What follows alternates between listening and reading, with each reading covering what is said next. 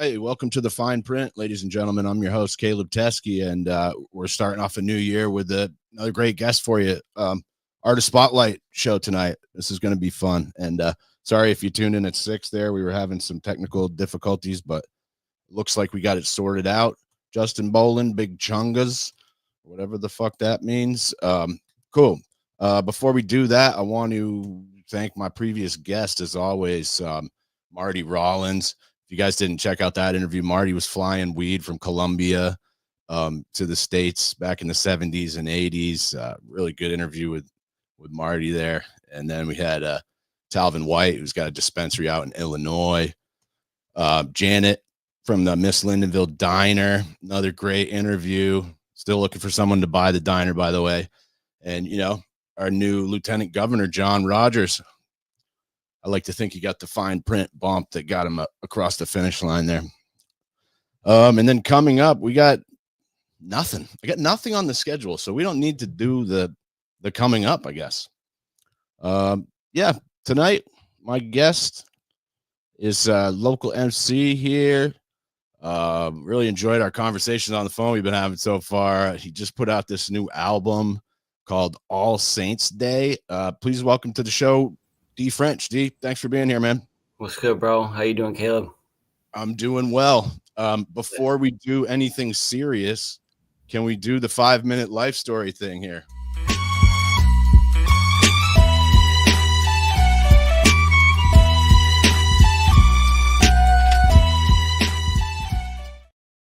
Yo, so my name's D.FRENCH. My actual name's Dominic French from St. Albans, Vermont.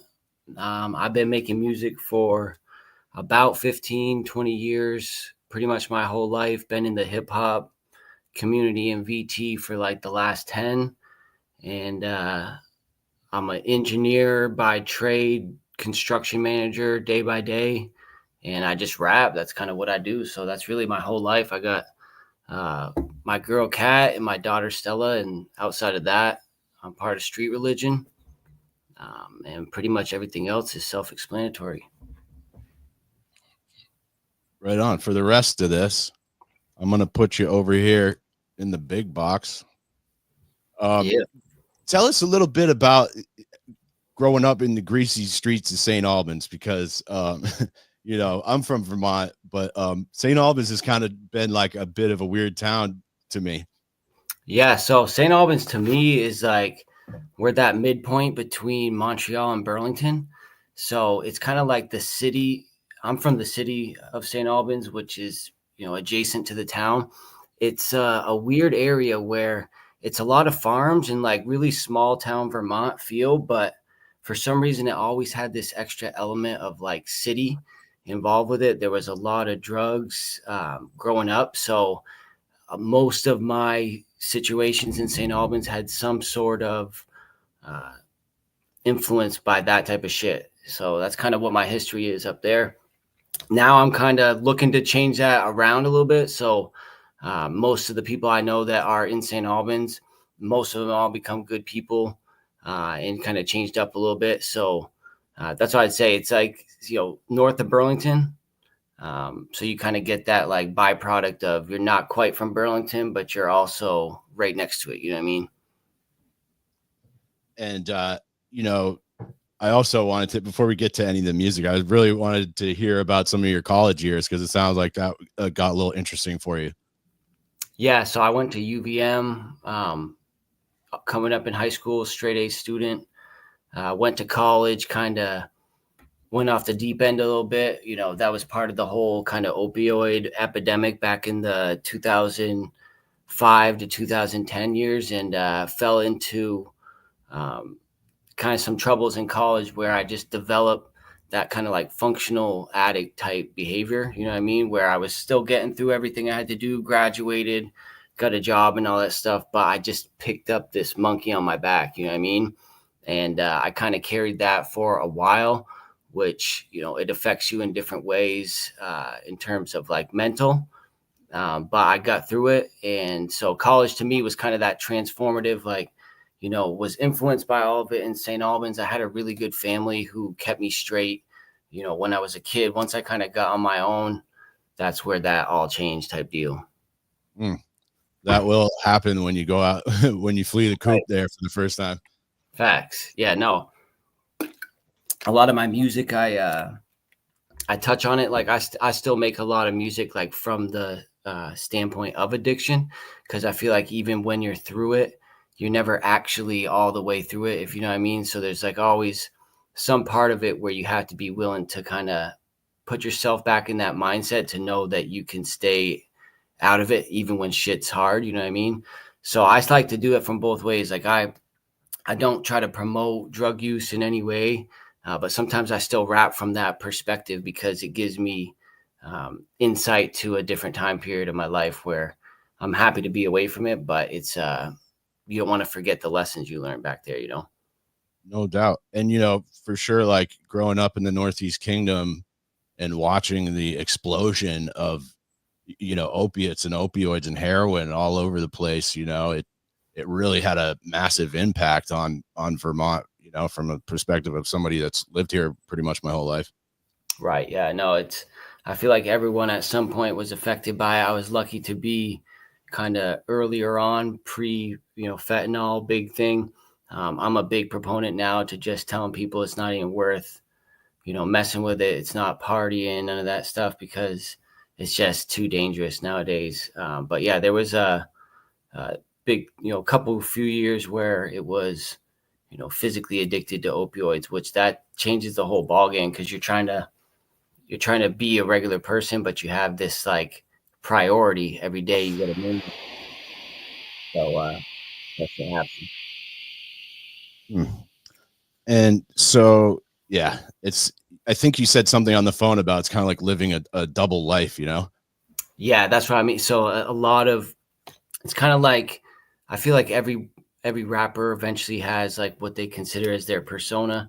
It's kind of like it was like my double life in that, you know, just being a rapper in Vermont to begin with, people are going to look at you a certain type of way. Like they grew up with you, they can't quite grasp the fact that being a rapper as like a white kid and all this shit, like they don't really get it. So you're trying to present your story in some way.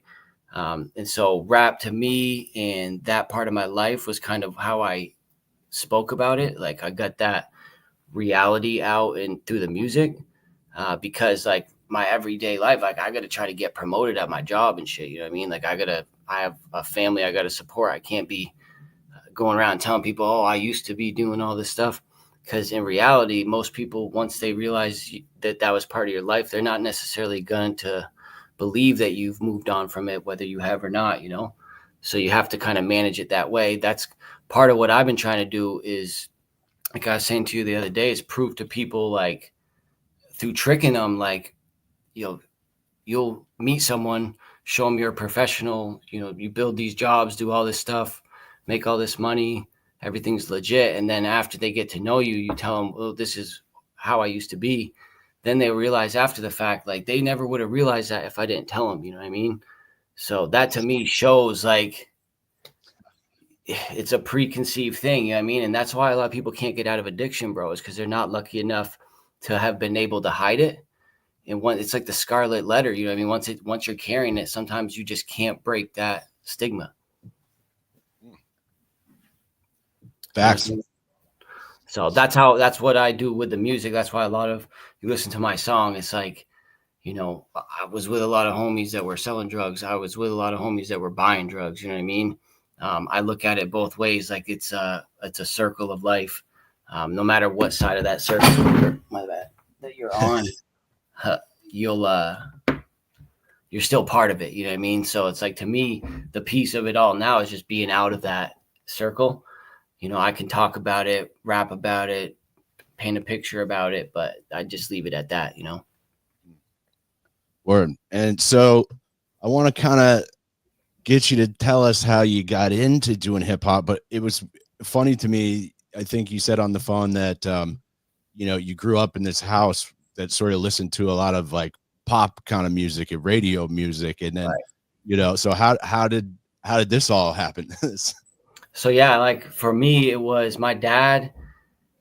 He was like a classical trained pianist, and he was into like Beethoven, Mozart, Bach, that type of shit. And so he got us into instruments really early. I was more kind of focused on drums. My little brother was on piano and could sing really well.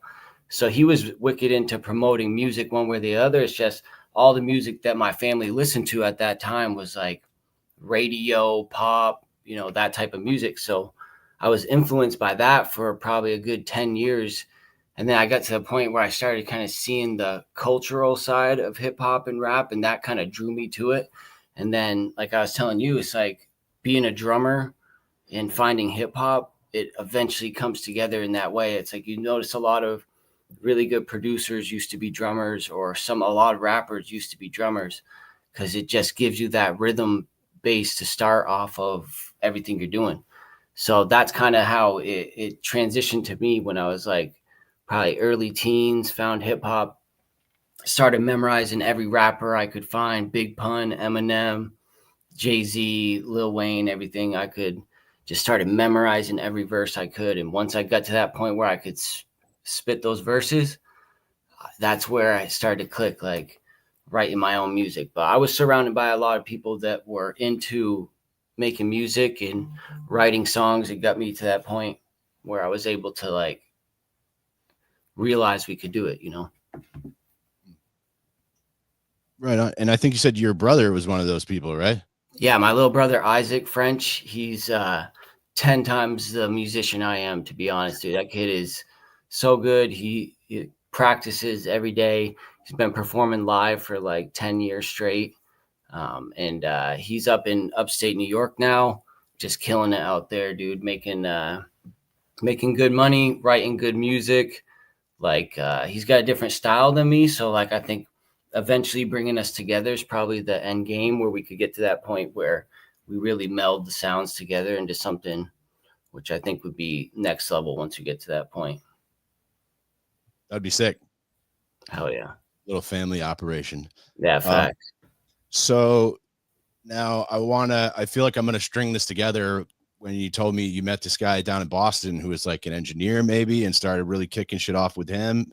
Yeah, so my boy Frankie up in St. Albans, Solution, he goes by. We were part of a group called A Million Words. They basically, them and Joint Manipulation and All-Star Team up in St. Albans were like the only ones that were actually doing shit up there, besides like a few of the OGs. And they brought me down to Boston in 2012, back when I was still struggling, going through a bunch of crazy shit. And I met my boy Peter Martins from Dorchester, like South Boston area. He was the first engineer who I had worked with that was like, had actually worked with real rappers, real artists, knew how you're supposed to act in the booth, how you come prepared. He was actually like coaching me to get a really good take and like not accepting bullshit, like kind of completely shocked me when I went down there. I was like, what the fuck is going on? But I realized afterwards how the different in the sound. And between him and Zach, bro, for the last probably like 6 to 8 years or 10 years, I've been working with both of them exclusively. Like that's it. Them and Breeze is the only people I work with. So maybe, I don't know, maybe you could tell us like the first song you recorded, or like when you really started. Like you said, you were memorizing verses and shit, but like when did you really start putting shit down in a studio? Back in high school, I was in the band for like a couple years, did like snare drum and shit like that. And then I decided to switch to chorus because my little brother was in the chorus. So I joined chorus, and the teacher of the chorus at BFA up in St. Albans, Mr. Messier, his name, Armand Messier, he ran the like computer, I think it was computer or sound lab it was called, where you could get in Pro Tools and actually, fuck around on the mic and basically record. So when I was a senior in high school, this would have been 2007, I ended up taking that class, and we decided to do for like a project, like get the kid who can beatbox to do the drums, get the kid who can play sax on this, bass guitar. And we just did this song. And that was the first time I actually recorded myself. and I had written this verse over like, no bullshit, I think it was like a Modest Yahoo beat from like when he first started out. So that was like the thing is when you first start listening to rap, you're gonna start listening to all these artists who like look like you at first, you know what I mean? And then you kind of expand from there. So like I used to be wicked into like Modest Yahoo, like all this kind of like hybrid type hip hop shit, which you'll still see that type of influence in my music now. Wrote this verse, recorded it with them, realized afterwards, like, it was probably whack. It was actually, the song was actually called Whack, but it made it click in my brain. So then when I went to UVM, I had 4 years of straight just like hustling on GarageBand, just recording over every beat I could illegally download online and just fucking send it. You know what I mean? And that's what I did. I recorded myself for 4 years, got out of UVM, went back to my homies in St. Albans, and one of my boys had bought a mic, and that was kind of the start of that next phase. You know what I mean? But like I was telling you, that phase, so it's like, if you look at the timeline, it's like I recorded my first song in 2007, went to college for 4 years in 2011, just like fucked around by myself, got out. And then from that point until 2019, so 2011 to 2019, for 8 years, I was making music, but I didn't know how to like be an artist and like put it out officially and, get like DistroKid to get it on streaming and all that. I didn't know any of that shit until I started following like Justin and all the people in Burlington that were doing that shit. That's what made me realize all that, like Jarv, 99 Neighbors, North Ave Jacks, all of Colby Stilts, like all those people were actually legitimizing kind of what they're doing. Even Nasty, bro, like Nasty taught me a lot as well from that standpoint. Speaking of Justin, here's a question from Justin. He says, who are your biggest non-rap influences as a songwriter?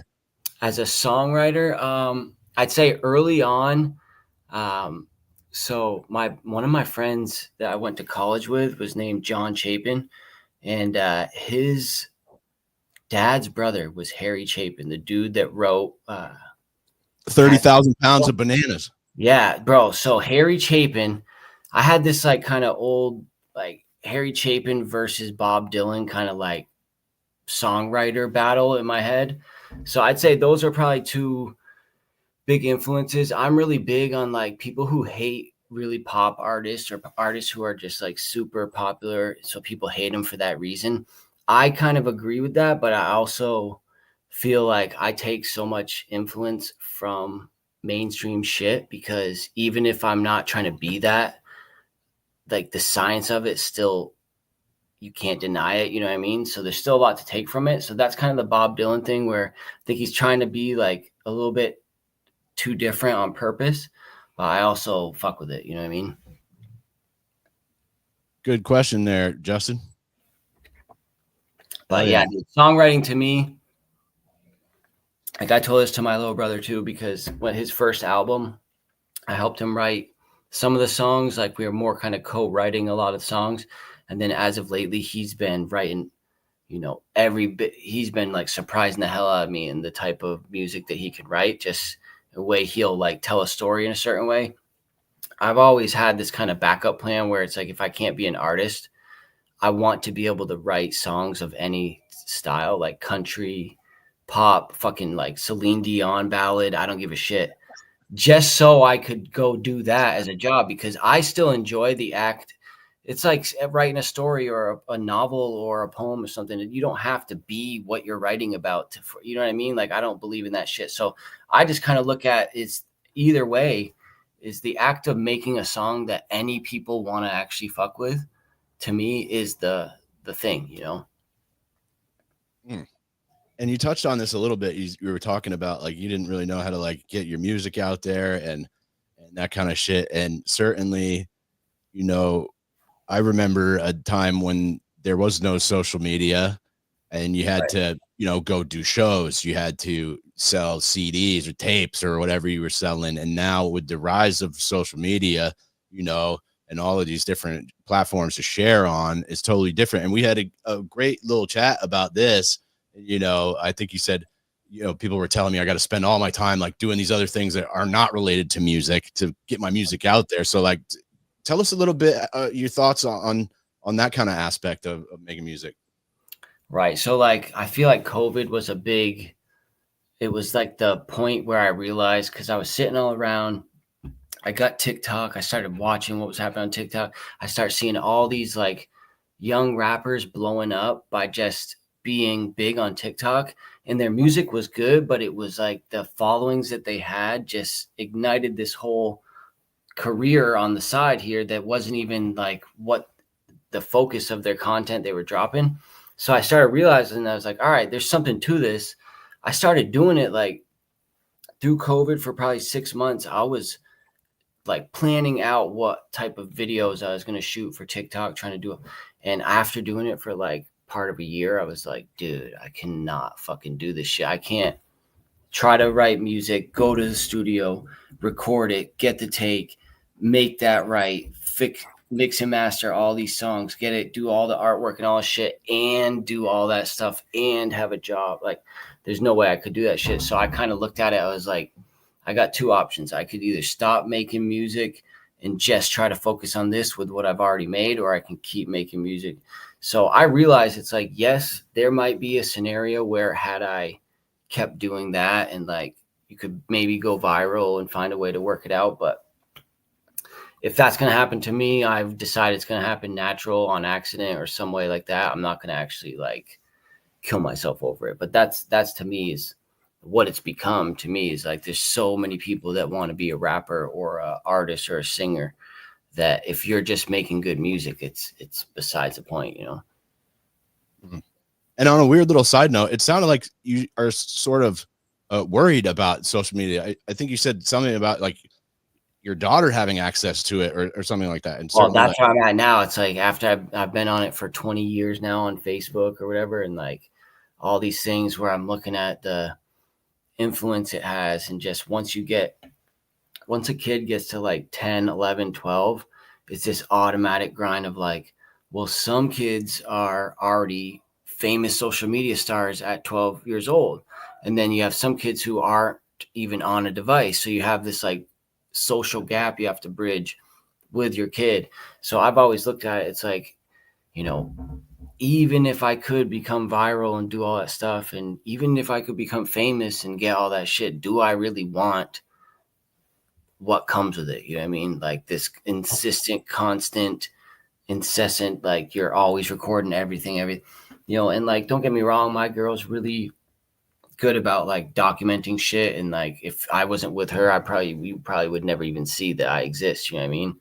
But that's kind of, I don't know. I'm in between it. Like, I'm not saying I'm against it. I use all social media, all that stuff, but it's really not, someone was saying the other day, like if they took TikTok away, if they took all this shit away, like I honestly wouldn't really care in the end. You know what I mean? I'd be down for it.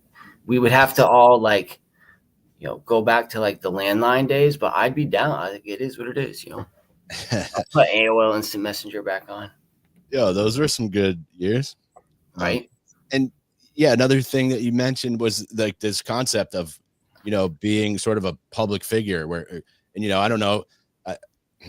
I don't know if I'd want to get famous either. I certainly would like some more people to watch my show, but like certainly when you're putting yourself out there like that, it can come with a lot of like negative feedback sometimes. And, I think what you said on the phone was, not everyone is cut out for that kind of life.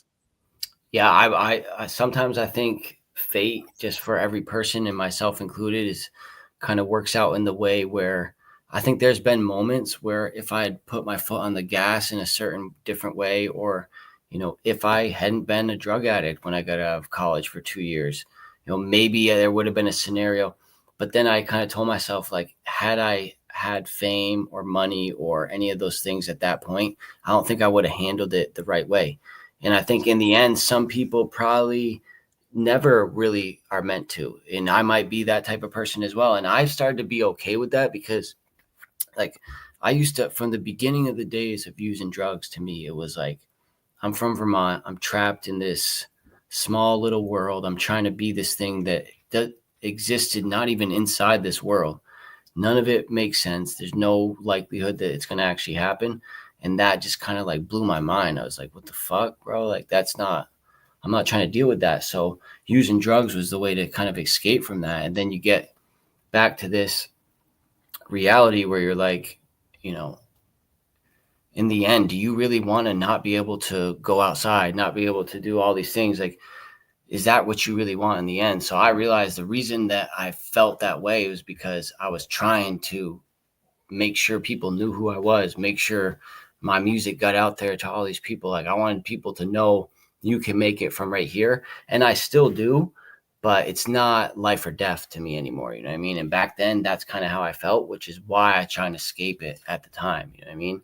Now I realize, like I was saying to you the other day, I don't think, even if someone said to me, I'll take your 9 to 5 job away and you can just chill all the time, make music.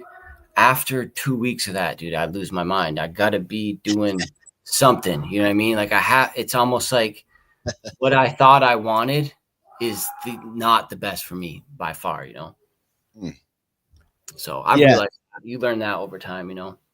Yeah. And another quote from you is, you said, I don't really care about the image that I'm creating. I just kind of do whatever I want. And you said, I think, I'm okay with just, and I felt the same way myself. I'm like, I don't necessarily need a massive audience. I like the audience I have because they're actually paying attention. It would be cool to maybe have a larger audience, but I would prefer to have a smaller audience that actually gives a shit, as opposed to a million people who are just like scrolling by my page every day. Right. And like, to me, I feel like too, is the biggest question to me is, if a million people saw my shit, would they fuck with it? It's not to me is like, I need a million people to fuck with my shit. I just want at one point to know, all right, I was able to get it out there. Cause I feel like, because everything's so, there's so many people trying to do it, just getting your shit out there. Like, you post it, but you don't realize that in reality, even to your own followers, that algorithm is deciding what goes on with your shit. You know what I mean? And so, yeah, I definitely feel that. Like I was saying to you the other day, there's a few people who I get feedback from, you included, Justin, Conflict, Nasty, Lyric, Joint Manipulation. Like, it might be all rappers. That's, if a rapper fucks with my shit, that means more to me than anything. You know what I mean? Right. So like to me, half of it is like, do you fuck with it? Okay. The other half of it is like, I just want to find a way to get it out there. You know what I mean? So that's the part I'm still working on.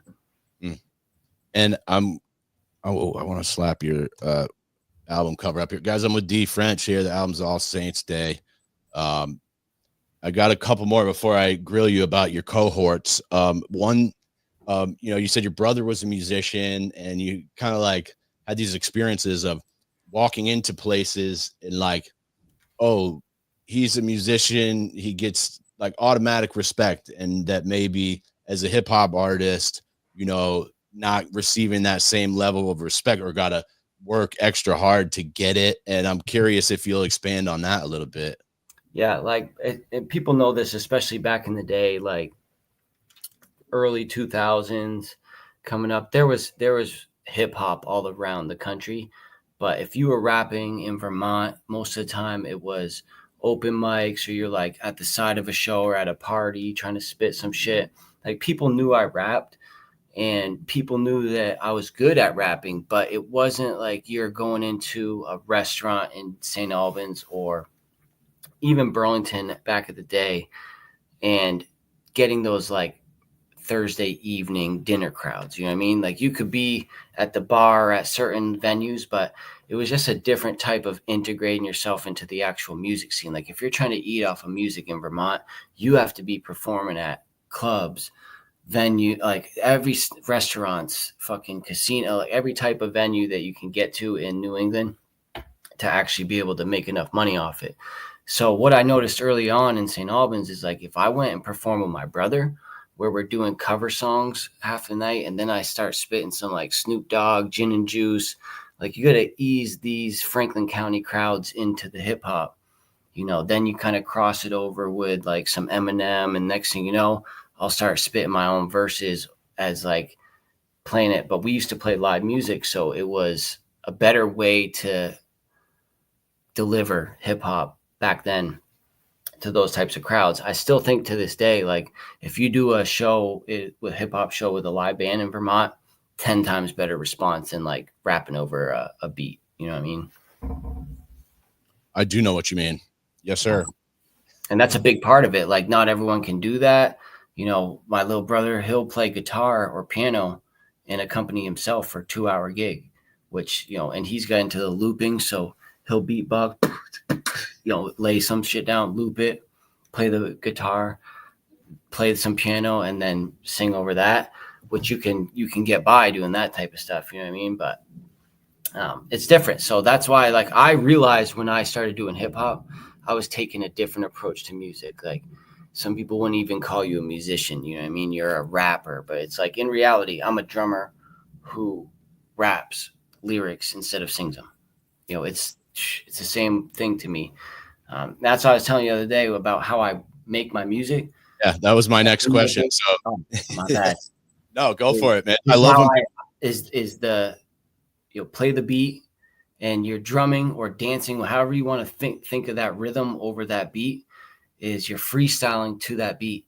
And every time I found that if you freestyle to a beat, you're going to find the most natural way that you want to move over that type of beat. So freestyling my music is why it sounds in the end the most natural way. So I've learned how to do that when I'm writing music. Is every rhythm that you hear me do, every melody you hear me do is a freestyle. And all the words, I fit it to what I freestyle. So it's like record myself just messing around on a beat. And that rhythm that I pulled out of thin air is always better than if I sit there and try to write something clever to that song. You know what I mean? So that method, I feel like, is A, the most fun to do, and B, it actually makes a better product in the end. And a lot of people probably think that it's like lazy, but it's the only way I do it. It works for me, you know? Yeah. And it sounded like you basically just like, you said you spit like gibberish, like some gibberish. Exactly, dude. Like scat. Scat it, but don't limit yourself to any noise. Like it's like if you were to sit there and pretend that you had no language, you didn't speak English, you didn't speak French, but you know what those languages sound like, right? It's like this noise, that noise, duh, cut, all those different noises. And so that's like your toolbox that you're starting with, right? So when you start freestyling, you'll start saying like, them in the badge, and you start switching up how you're saying the word. And next thing you know, you're actually throwing all these things out. And if you record it, when you listen back to it, you'll be like, oh shit, that weird word that's not even a real word sounded good right there. You know, and next thing you know, that word sounds like the word, you know, framework or spit, big differences. And then like whatever it sounds like, you'll start to write based on that. So to me, I don't know, it's might be weird, but one of these days I'll do it live just to show you what I mean. We got like a 2-second preview there. That was cool. And that's kind of what I imagined. And as a drummer, I can feel you like basically working out the cadence and the rhythm of it first, and then you'll figure out the details of what words fit in there later. Right. And like I told people all the time, I'm not sitting there saying I'm the best writer. Like I know people like Breeze, Raw Def, like even Justin, like you listen to some of his verses, I'm like, how the fuck did you think of that? You know what I mean? I'm more just saying kind of like what I consider low hanging fruit type things, but they mean a lot to me.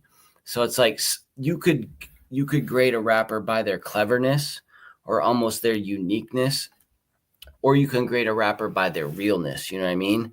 And so to me, I've never sat there and tried to think of the cleverest rhyme because I know I can't really think of it. You know what I mean? I know this. So I'll just kind of let it come out in the flow of how I want to say it. And then I'll say some real shit. So that to me, it's like if anyone sends me a beat within 30 minutes, if I'm in the mode, I'm going to freestyle some shit. No matter what, it's going to come out. And then I'll just sit there and write what is real to me based on how that beat makes me feel. You know what I mean? So it's a very quick and easy process, but I have to be in that mode. So I'm really bad at operating like half in, half out. You know what I mean? I have to be fully in or fully out. So it makes me honestly worse at stuff because I'll do music for a week and then not do music for a month. You know what I mean? Because I have to do life, family, work, all that. You know what I mean? So that's kind of how it is, where it's up and down. So when you see a project that I release, like All Saints Day, that is the rare combination of all those moments that actually worked at some point to be able to like stamp it down, man, like get that shit done. Boom. So that's how it goes, you know. Oh yeah. All right. So what I'd like to do now, and it's D.FRENCH, guys. The album's All Saints Day, the new album. What I'd like to do is I'm gonna just throw names at you, and I'd like to get like a couple of minutes of your thoughts on each one of these people, if that's okay. Oh yeah. All right. The first person is B. Ross. So B. Ross, I was telling him the other day, this, like when I first met him back in like 2005, 2006, this motherfucker was one of the first people who showed me that where I was from, that you could actually rap to the point where, you know, to me, he was a real rapper. You know what I mean? So B. Ross is real as fuck, brilliant wordsmith, like taught me triplets, taught me just crazy flows, mainstream flows, different flows, had a lot of that type of effect on me early on. Stood up for me, fought for me, taught me a lot of shit. Like I was wicked green to the streets. So that's who he was to me. Joint Manipulation, one of the illest crews from St. Albans ever, and also they got probably the dopest album coming out this year that anyone's made and can make. I've heard a tale of this album coming up. Yeah. It's good. Cool. So I mean, that would be the next guy then. Toxic. So Toxic, bro, he's the balance to B. Ross in Joint Manipulation. So they've always been kind of like wicked into culture, movies, music. Like they were both big into teaching me influence and respect for the art. Toxic, such a good rapper. He's got kind of like what I consider like Ghostface Killer type flow and aesthetic to his bars. If you listen to his shit, like he's just high class type rapper. And both of them big influences to me. St. Albans legend and still making crazy music. And I'm about to make another song with Toxic actually on a beat Justin gave me. I forgot who produced it, but he knows who did it. I bet it was him. So good. And what you said when you first started, like these guys, maybe people were just hating on you, but you know, I think that's cool. That's a good point, actually. So yeah, in St. Albans, that was a big part of it. Like if you were a rapper in 2011, 2012, you're getting hated on hard in St. Albans. Like we're doing shows, people are like, "What the fuck? How you doing hip hop shows at Bayside?" It's like, bro, trust. And like I said, B. Ross held it down. Toxic held it down. Hall of All-Star Team, A Million Words. They all came out. We put on a crazy show, shut shit down. Everyone showed up in the city trying to hate on it and actually fucked with it. So in the end, having such a mob type posse that we came with definitely helped because it just it showed that we weren't fucking around. And that's always like a telling sign when the haters will show up to your shows anyway. Oh yeah. No, they showed up to the shows and they got bitches at the show. It's like, come on, guy. Yeah, you're welcome. That's how I looked at it. It's like, you can't hate on this, bro. You know what's going on. It's still that way. I don't perform in St. Albans a lot. Still, the venues have switched up quite a bit, but when I do, they still show mad love, which I respect. All right. The next guy is Raw Def. Raw Deezy, my boy. So when I joined Street Religion, Raw Def was actually the person who made it happen. I first tried hitting up Raw Def and Fresh, Forever Fresh, my boy Doug. Both of them street religion artists at the time, and was trying to like link up with them. I was like, bro, these are some of the best rappers in the state.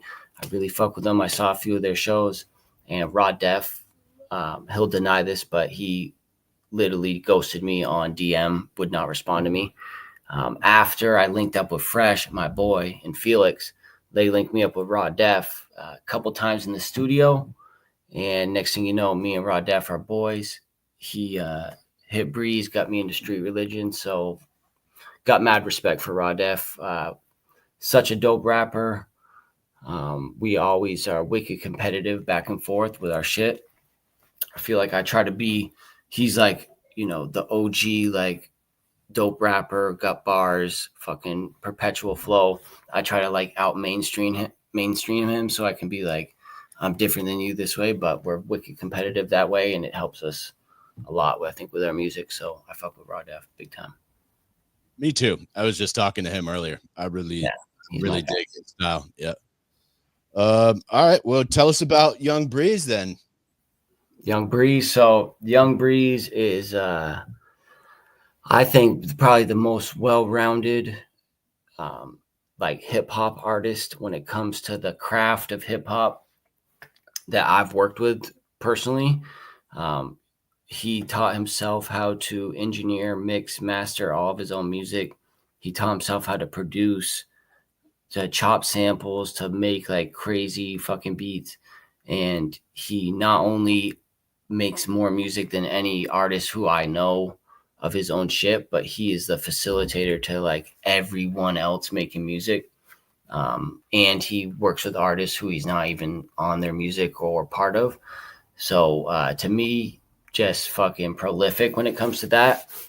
Me and Breeze always say this about street religion too. Like, the music is kind of secondary when it comes to like the real life shit. So more importantly, he's just kind of my homie, my bro. We kick it whenever we can. And basically for the last 5 going on 6 years, just been fucking tearing through life together. So he's my guy.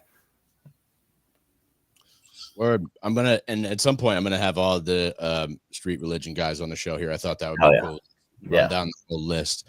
You can't go wrong with street religion, bro. Everyone's different and they all got some story, Oh yeah. And the next guy I found was a guy that I've had on the show, and that's Jibba the Gent.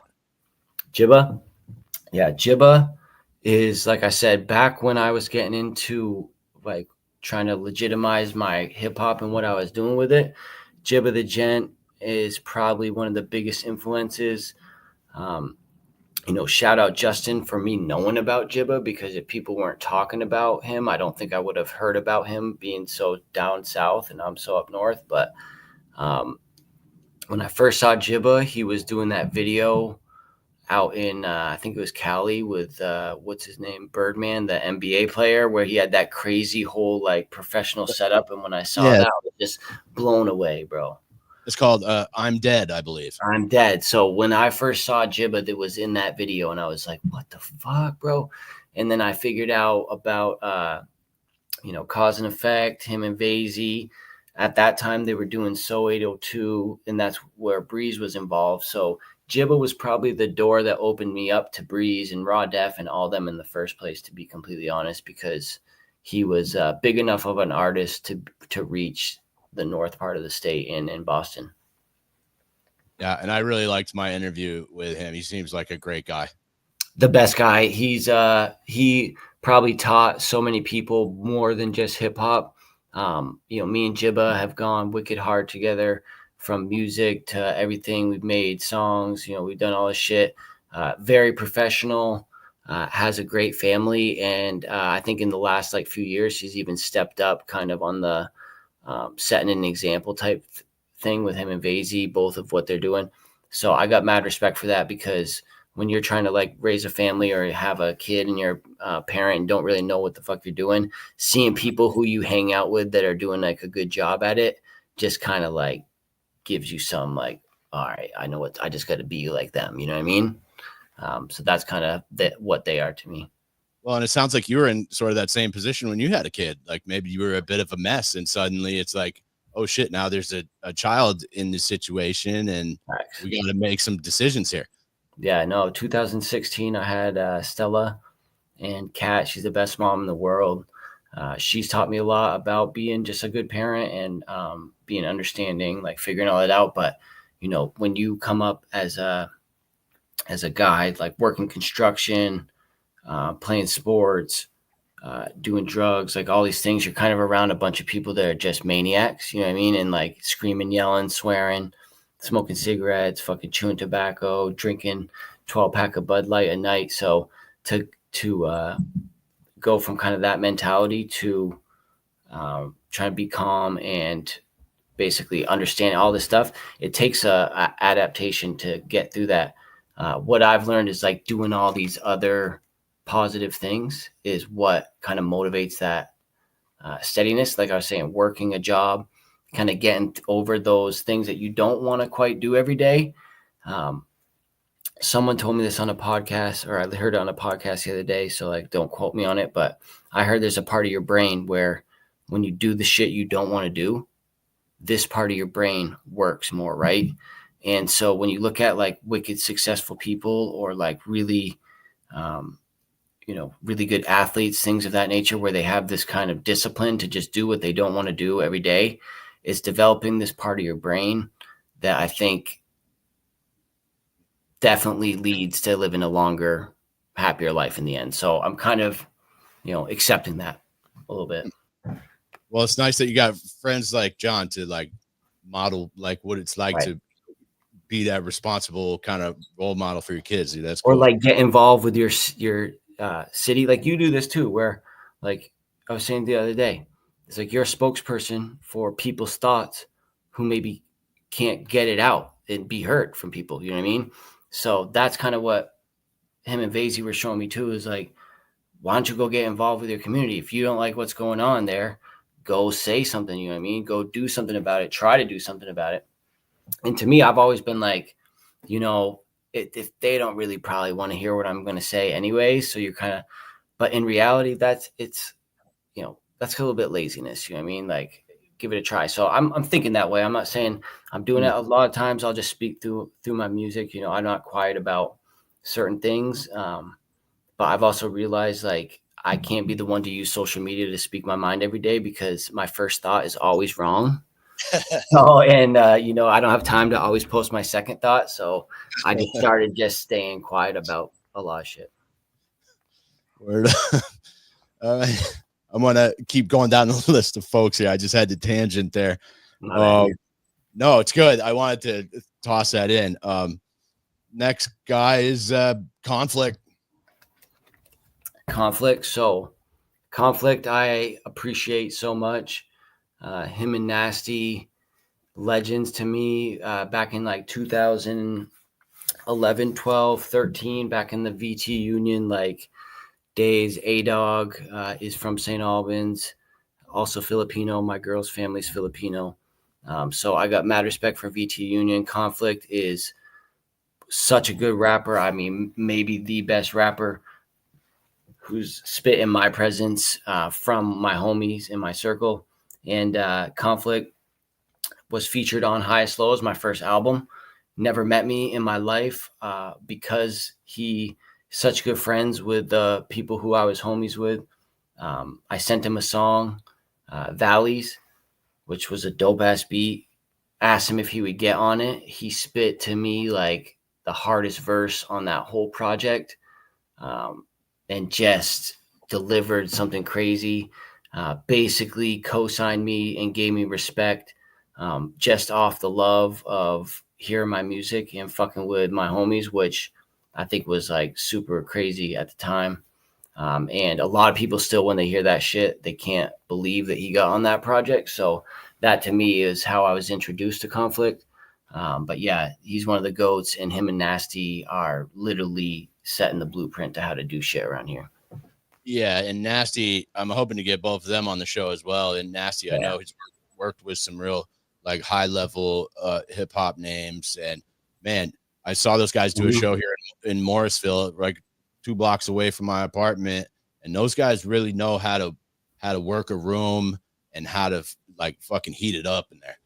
So like back in the day, I will say back in the day, no one spit over their like pre-recorded tracks. None of that shit existed. Like back in the day, if there was someone beatboxing, you grab the mic, or better yet, it's quiet and you're in a circle, you just fucking spit.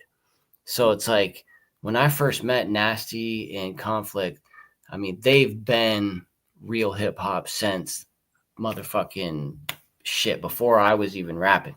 So they will teach you the real art of this craft. Some people can spit, some people can write. If you can't spit live, and then on top of spitting live, look at the crowd and see what they're doing, conduct the crowd, actually not be nervous, have breath control, hold the mic right. All of those details is what they do that shit perfect. So, I think that's what makes that live performance that. And even to this day, I mean, I've seen it so many times. I try to do it. The difference is they practice so much. He's on tour a lot. He performs live. If you're not doing it all the time, it's just, that's the best practice you can have. So that's one thing you have to respect about Conflict is the last 3 to 4 years, he's been going hard as fuck, and dedicated, worked hard, and it's paid off big time. That's dope that he did a feature for you too, and you hadn't met him. That's cool. Yeah, exactly. I mean, most of the people that I worked with in the music industry in Vermont, from like the VT hip hop standpoint, producers, artists, it ended up that way. And then when I end up meeting them, or same with you, it's like I feel like I already know you all, you know what I mean? And then I meet you in person. And it's like, but I respect that because I think, if you can connect through music or art, then it already sets up a stage for a friendship or type shit, Yeah. Another shameless slap here, guys. It's D.FRENCH. Albans All Saints Day. Check it out on Bandcamp. I'll slap your website up here too before we go. But I got another handful of names here. I got a guy that I have found to be like one of the most interesting characters that I've met in the hip hop world, and that's Tease. Tease Love, my guy. Yeah. So Tease, another, like, it's crazy because when you start to like paint the Vermont hip hop scene, you start to realize like it's actually legendary. But another person who I'd consider a legend, same deal. When I first met him, it was through music, did a feature with him. Highest Lows, the first project, the actual title song called Highest Lows. I sent him the beat, asked him if he wanted to do a verse. He knew the beat needed a hook because I had no hook on it, which is always awkward when you send someone a feature with no hook, because it's like not a lot of reference there. And bro came through and did the hook for me to the title song in an amazing way. Blew my mind because I never would have thought to do it like that. He's got a crazy singing voice. He's like the combination of like Pharrell Williams, fucking Justin Timberlake, and like fucking Black Thought in the same. I don't know. He's just crazy, dude. He's got old school hip hop production skills, and funny, genius bars. I don't know. He's one of my favorite artists in Maiden Voyage. So I'll say that off the rip. I fuck with Jarv. I fuck with Nate. All of them are great, but Tease is my cup of tea. Pause. He's got such a unique style with the singing, and just, like, even his flow, it's very unique to me. And I like when people just find that niche that works for them and just fucking get in there. Like if you look at the song Kick It, another song he featured on, we did a video for it. My boy Sammy Chan, always on the video. I sent him that shit. He was like drinking wine that night, which I think he's like been sober now too, which is dope as hell. Also like selling mad cars, like bros on his shit.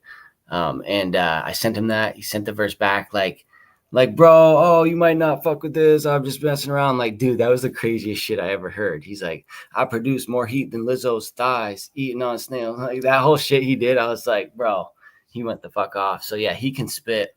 I've always been impressed by Maiden Voyage. When I first found out about them, they were like 16 or 17. And I still say, dude, Jarv is probably one of the OG, like, hands down hardest workers. Like, you follow what he does, you can't go wrong, you know. Or he's just Not that you can do what he does, because no one can, but he's just on the road fucking constantly blowing up cities. Yeah. But he hustled it down, bro. He like, you know, like you've been doing, shit that I'll say, like, I'm not sitting here saying that I'm on my shit when it comes to like being a business. Like, I'm not selling merch at every show. I'm not doing all this stuff constantly. But Jarv is, and people that are, like, you got to look at it, like my little brother, he got into the merch shit. He took a few tries, but he found that logo that really works. Like, it looks good on the black hoodies and the black hats. Like, you can reproduce that shit. You got to set yourself up in that way so that if you do blow or if you do go viral, whatever, you're prepared to be that, you know what I mean? And I think his cover art, his ideas, like even his promotional videos are dope, Jarv. I'm prepared to go. Don't buy weed from cops, guys. Oh, exactly. Yeah, no, your merch is fire, bro. Cool. So what's a few more? How about Lyric? A Vermont hip hop legend, obviously. Yep. Same deal. So you would think, like, back in 2018, 2019, I'm hitting up all these rap legends to me: Jibba, Lyric, Conflict, Breeze, Raw Def, fucking whoever the fuck else. Like, yo, you want to get on my album? It's my first album. And this is what I've always said is, if someone sends you a song and that song is good enough that it makes you think, wow, like, I want to be on this song, or, oh, I would write something like this. If you can connect with them off that, then that speaks a lot. And all Lyric was like a whole different experience, because when I sent him the verse, he interpreted my whole verse and wrote like the counterpart to it, which when I heard it, I was like, holy shit. And I always knew Lyric was like smart, but he always to me was like the freestyle battle king, this and that. And when I heard that verse, I was like, God damn. And he worked with Zach on it. A lot of that, I think, is, respect to Zach, because Zach was the reason a lot of those features came to fruition. He facilitated the sessions without me being. Don't spoil that yet. Zach's at the end. Wait for that. Oh, yeah. But that's how that went. So Lyric is, to be honest, is a staple of Vermont hip hop. More importantly, Burlington hip hop. When I was at UVM, Lyric, I mean, you had Lyric, Cornbread, and like a few people in, like, maybe like Scott Free. Like, there's a few people who were rapping downtown when you were just going out and getting drunk on a Saturday night in Burlington, and Lyric was one of them. B Ross is the reason I found out about Lyric. I used to listen to his old YouTube videos of him freestyling, people just throwing words at him, and that to me was always wicked impressive, because I didn't have a quick brain at first of, like, being able to freestyle off the top. So I always was like, dude, if someone made me put Vermont up against another state back in the day to like freestyle to the death, I would have picked Lyric every time. Word. And I've met Scott too a couple of times. Yeah, Scott's dope. He was doing the same shit downtown. Word. So then we got Mavstar. Mavstar's my bro. Another person where I'd say, he welcomed me into the Burlington scene more than just music. So definitely my friend before, Vermont hip hop, peer, brother. Got mad respect for him. He's got crazy bars, dope ass beat selection. Another person where I've learned a lot from him, from like his presence in live shows, never afraid to grab the mic and can adapt to any beat. So take a lot off of him, off of that shit. And just, yeah, he's a good person, man. He's got a great relationship he's in now. I got mad respect for him for his kind of openness, and he's taught me how to be like a man in a different way, not being so like trying to be so tough.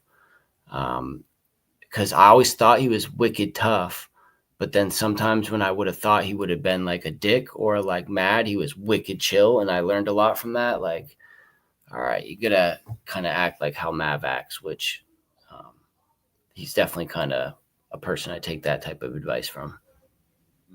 Still the only guy that my girlfriend has let spend the night at our apartment. Yeah, no, he's dope. He went to Vegas. He stayed over at my crib when he came down here. He's honestly really good shit, great peoples, and always looks out for people. You know what I mean? Which is dope. I love that kid. And then we're getting towards the end here. Let's talk about the dude who made the beats for the All Saints Day album, Lou Mackey. So Lou Mackey, I met him through Justin, through his Augustus album, and basically realized that banger, dude. That was one of the first projects where I was like, all right, in my lifetime, I need to create something that feels like this, where every time the album switches to the next song, you don't want to forget about the song you just heard because it was dope. But this next one just grabs your attention. You just move forward. You know what I mean? And was concise, but wicked powerful. When I realized that he could produce and rap, because I always thought that like him and Justin, I learned a lot of about rapping from, in the sense of the way they phrase words together, but then also use complex and simple things at the same time. You start to like understand the art of it. And when I listened to that album, dude, I was wicked impressed by just the way that it painted pictures of his mind. You know what I mean? So I hit him up back then, was trying to work with him, like get him on some shit.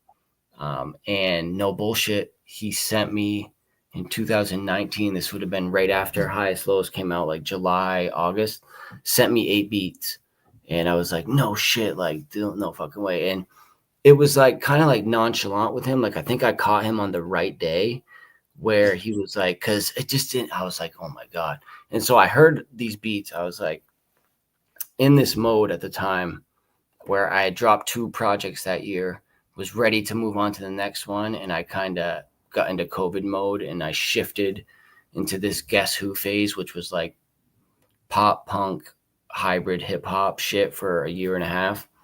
And so I went so far from like what All Saints Day was going to be. It took me a while to come back to that point. And at that time, I kind of like lost touch with Lou a little bit. But I was hitting him up, just sending him snippets of like how I was fucking around on these beats. And just getting his feedback from that is why I went so hard on that shit. Because he's one of the, probably to me, top 5 producers I've ever seen. You know what I mean? Like hands down. Yeah, and he's also a phenomenal MC, man. Like he's a great writer, man. He's really clever. Yeah, no, great writer. Also has like a dope flow. Like to me, flow is almost like 60% of everything to me. You know what I mean? Like you could almost say anything to me with the right flow. But I like it's like a combination of nonchalant and perfectly on. You know what I mean? It's like that midpoint right between, which I take a lot from that. Like Raw Def used to always give me shit like, bro, why do you never like complete the sounds at the end of your phrases? I'm like, I don't have to. You still know what I'm saying. You know what I mean? Like technically speaking, it's irrelevant, and it makes it easier to go on to the next word. So yeah, I take that up from certain rappers. Lou's got a lot of that, like that swag. For sure. Yeah, and then it's gonna be Wombaticus Rex, man. And you know, since he chimed in at the beginning, thanks for tuning in, Justin. I appreciate it. And you know, I really love what Justin's done with the Vermont hip hop, the Facebook pages. And like I think you said earlier, like you might not have connected with Jibba if it wasn't for the fact that he was talking about him. So yeah, let's do the Justin thing. Justin, I've thanked him many times because like I was told him, it's like so many people are confused as to what it took to actually give a shit about something that was so obscure at a certain point. And to me, it's like, you know, I am a perfect example of it, where if he wasn't writing about Vermont hip hop in 2017, 18, I never would have given a shit enough to compete back. You know what I mean? Like, I wouldn't have known of who was going hard or who was getting shine or any of this shit.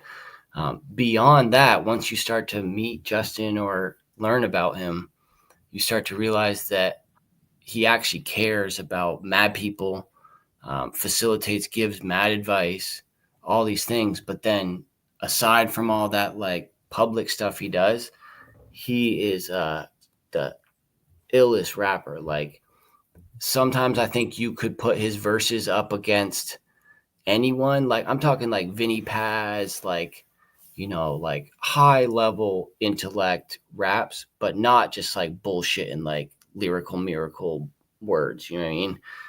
Like his verse on Fire Dance, which was the first Lou Mackey beat that I was like, I can't believe he sent me this shit. And Justin spit that verse, and I was like, bro, like, that should be published in a fucking textbook for school, what he said in that shit.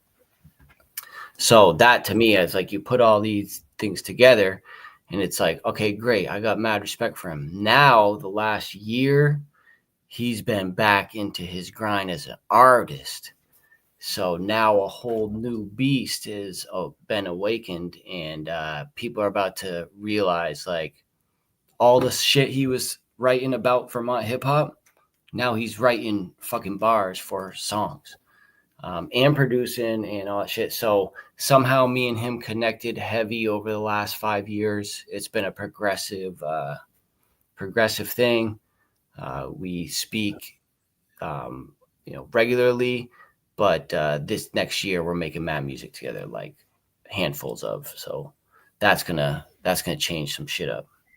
I like that other single you did where he said something like, you said rare minimums of bare discipline now, and I will father figure backhand those pills out your mouth. Yeah, no, and that's a nasty beat right there. Dude, killer beat. Yeah, Justin killed that shit. Always delivers when you send him shit. But every time I listen to it, it's like, you know, he's clever, but he's not trying to sound smart. You know what I mean? And I think it makes a big difference when you understand your audience. You know what I mean? Like, and I think that in the end, it's going to be like, people are going to look back and see Vermont hip hop and realize, like, you know, there is something that we're representing up here. You know what I mean? And like him, Jarv, like a few artists, I think really represent that shit. Well, and you know, Justin was one of the first guys, maybe the first guy I ever really saw rap in Vermont. And I think I told you on the phone, I was like 16, 17, rolled up to a party. So yeah, so that's what, 24 years ago, you know, a long time ago. I rolled up to a party in like West Danville or something in the middle of nowhere. And this dude's out there, like, we're in the woods, there's a cabin, and he's just fucking rapping. They got like a fucking mandolin and soul harvest. Yeah. And I was like, man, I don't know where this fucking kid came from, but like, I love this shit, you know? So that was, for me, that was like definitely something that got me hooked. Yeah, no, he'll get a lot of people hooked. I think his music that he's about to drop is also showcasing dope producers, Skywise specifically. We're going to record all the shit with fucking Maddie Scott. So it's going to be a process. He's got young rappers, dope Burlington rappers. Like, he's got, the thing I love about Justin, he's doing the same exact shit I did on Highest Lows. Is he's going to every corner and nook and cranny of the whole state and fucking with everyone, which is a lot of fucking work. It's a lot of work. And so it takes a while to hustle it and do it perfect, but he's making his way through it. Yeah, and word up to Skywise and Matt. Those are the old homies right there. Hell yeah. And I'm gonna slap your logo one more time. It's D.FRENCH All Saints Day. And the last one, I told you we were gonna save this for last. You know, and I've listened to All Saints Day. I'll tell you, I haven't rewound an album that much since CDs were invented. It's fucking, it's really, I just want to keep listening to it. And Zach Crawford, Sky Splitter, I'm trying to get Zach on the show too, but he did the Verona album for Mavstar, and boy, it really just sounds like he's fucking dialed in lately, man. He did Sin's album as well. Sky Splitter is he's huge. Another person where he's like a counselor to everyone he works with. Zach's been through plenty of his own shit, especially this past year.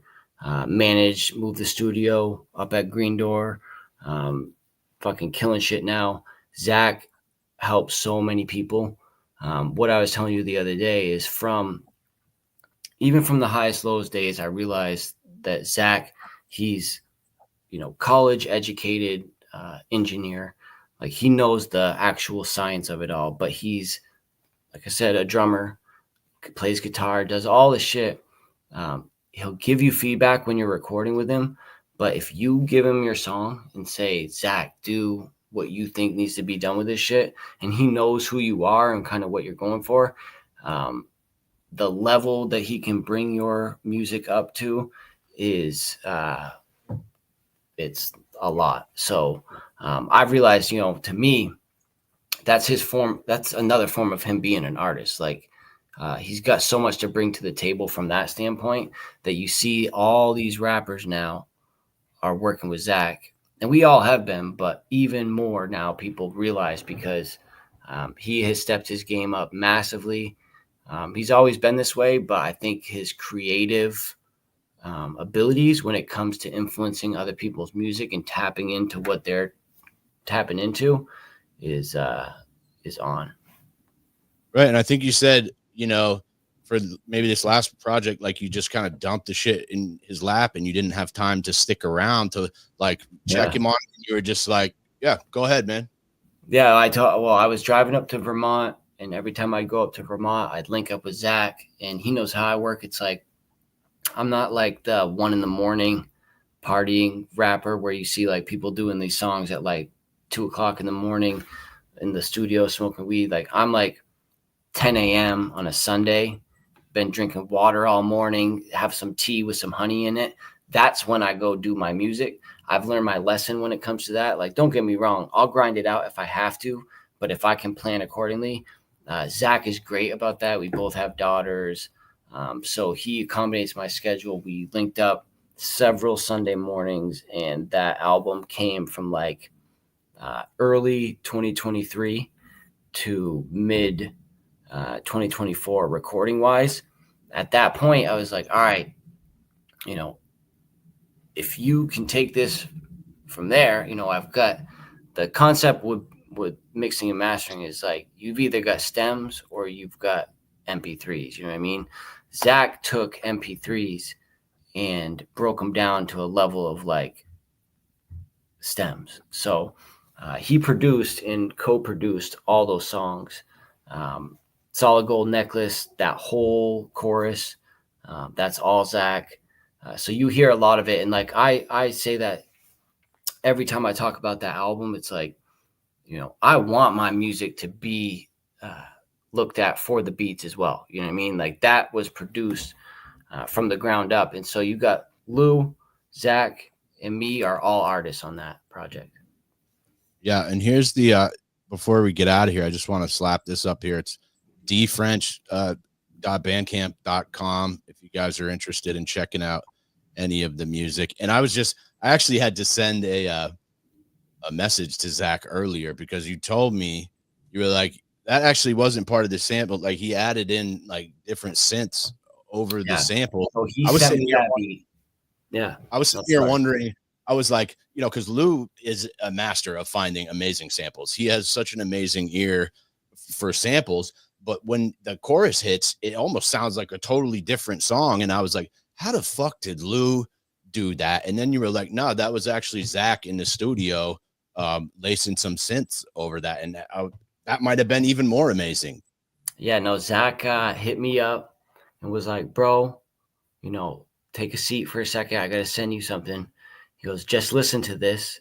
I've, tweaked it massively, but let me know if you fuck with this or I can switch it back.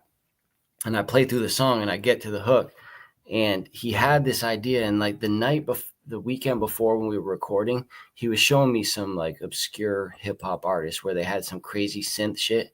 And like, I was like, dude, that's fucking wild. And like, that's how he works, is he'll get this idea and he's not afraid to try it out. So now he brings in his keyboard. He starts playing some crazy synths. He changed the way my hook hit the beat. So it's like, it's still on time, but instead of starting like on the downbeat, it starts on the upbeat and finishes one beat short. You know what I mean? So he moved it, and at first it like threw me off. I was like, what the fuck's going on? And then after I listened to it again, I was like, how the fuck did you think of that shit?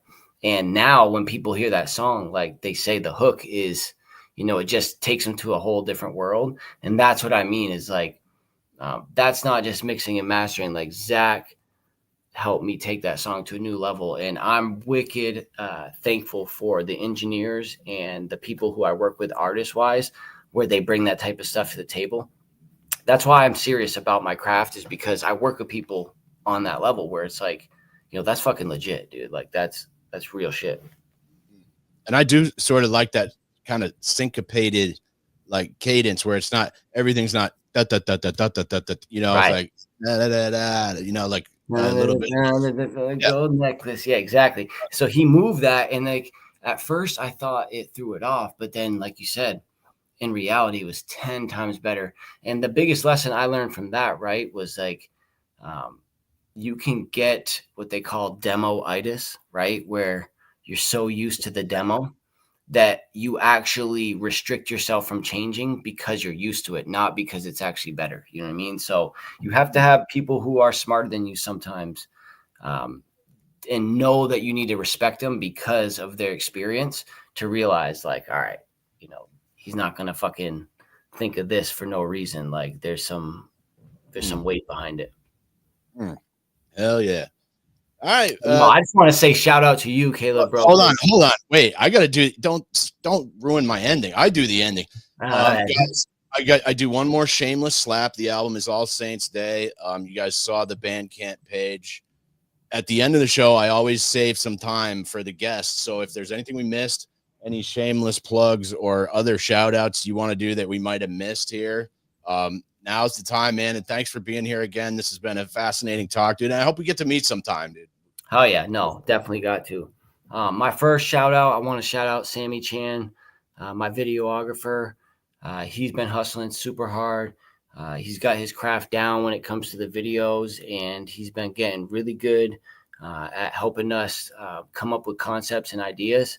So that's my boy. He's Street Religion as well. And also Michael Levis, you might know him as his producer name, Then What? Also Show Me Shapes, his artwork. He does all my visual art, cover art, most of that shit. He did the All Saints Day cover. He's my boy. He's also another really dope artist. And if you need beats, hit him up. He did Shorty Bangs, So Frito 2 album, another fire project. And I got some shit coming up with Michael as well. And then outside of that, man, like, shout out my family, shout out my little bro, Isaac, Kat, Stella, my mom, and shout out you, man. Like I was saying, it's been dope talking to you. I think you've got some really good shit going on. And also, I've been standing behind you when people try coming for you, because like I was saying, people start hating once they realize that the shit you say holds some weight. And I got respect for you because you've been wicked transparent and real the whole time. And you stay true to yourself. So I fuck with that big time. That feeling is mutual, my friend. And here's Nick Woodard. Here's Nick Woodard from Bushy Beard Cultivation. Nick, jumping in a little late here, but I appreciate you, man. I hope that herb is coming out nice. Hell yeah. Yeah, but if that's all, I'm gonna sign it off here, D. Hey, appreciate you having me, bro. It's the fine print, and make sure you read between the lines. Cool. And please stick around for a minute after the outro. Guys, it's D.FRENCH. I'm your host, Caleb Teskey. Remember, the devil's in the details, and the details are in the fine print.